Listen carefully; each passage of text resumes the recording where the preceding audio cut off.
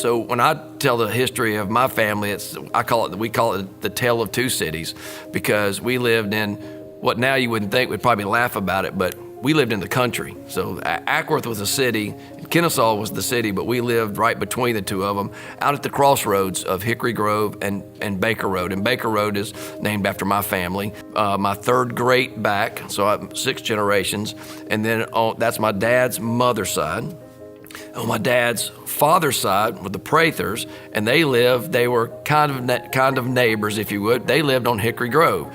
I grew up in downtown Kennesaw, but we spent most of our time in Acworth, because you either shopped in, for clothes and things, you either shopped in Acworth, or you had to go down to Cobb Center, which seemed like forever, back then. So when we were kids, you always came to Acworth Beach in the summertime. Either that, or if it was too crowded, we'd go to Red Top Mountain Beach. And then as you got older, you got in high school, the high school is also the two cities and right between them. And Friday night after the football games, we went to the Italian Village. The Italian Village was the pizza place that was local here, and it was owned by Ralph Coolidge. I mean, he was like a second father to me. I spent a lot of time, RJ, his son, and I grew up together. And so he was actually the mayor of Kennesaw first, and then later became the mayor of Acworth. He lived in Acworth. I assumed I'd go to work for the railroad. I mean, that's what my dad did. My mom and dad hadn't been to college, and my mom wanted me to, but I just didn't see it. I'd gotten out of high school, and so RJ and I were hanging out, and I spent a lot of time at his place, and his dad said, I want RJ to go to school, and he doesn't think he wants to. He said, why don't you both go? And then if you don't like it, once RJ gets settled in and, you don't like it, you can drop out if you don't want to go. I mean, if you're going to work for the railroad or whatever you're going to do. And I loved it.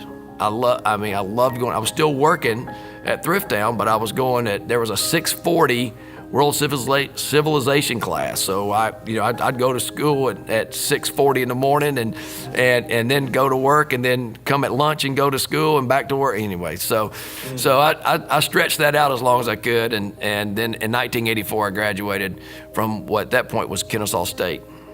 So Acworth Lake was closed to the public.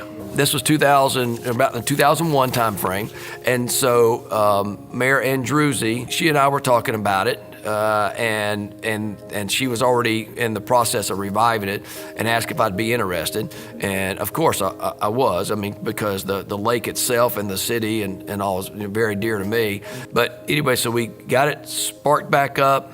We had some budget that was given to us to do some studies and different things by the city. We got a program put together where to monitor the lake, and we realized that the lake not only was it not nearly as polluted as first thought, it never had been actually. But then we started focusing on the beach house. And the city began to put resources on that. And it either was already on the National Register, or if not, we got it on the National Register and have just done a fantastic job refurbishing that area. And now, on the weekends, they have to actually, stop traffic flow because it fills up. It's probably one of the most popular visited lakes, inland lakes, as part of Altoona in the state for sure. As a lake authority, we were having some discussions, so I went and walked that property on the other side, because they were looking to expand on one side of the creek where Pop Willis Field and the football field is now currently. And so I just happened to jump across the creek and started looking at all the land over there. And we were talking about that, and they were looking to expand. So I came back to James Albright, and at the time Doug Allen was a city council member, and said, why aren't we using this side? And they said, well, that's the majority of that is core property. I said, well, as the lake authority, And since we leased the property as a state authorized organization, then why can't we make something happen there? So my middle one, Marina, has special needs. So we got to work to be able to develop Acworth Sports Complex. And as part of that, as it's being planned, and me have a special interest in special needs, to make one of the fields a special needs field that's got the rubberized surface and special access on that.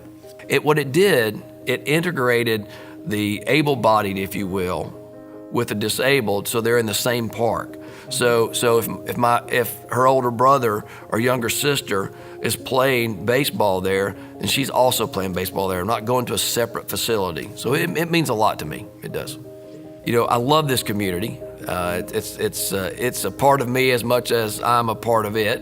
I've got children that are 7 generations here, and my youngest is off to school, but the other 2 live here in Acworth. I mean, there's some great cities in the area, Kennesaw and Woodstock and Smyrna and Bindings, but there's something special about this place.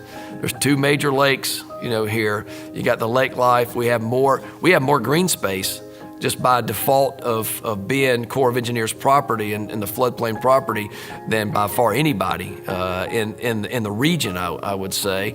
And the people here care about this community. The downtown has been revitalized. We now have, you know, in the next 18 months, we've got ground up new buildings coming, restaurants and attractions coming, and I just can't imagine being anywhere else.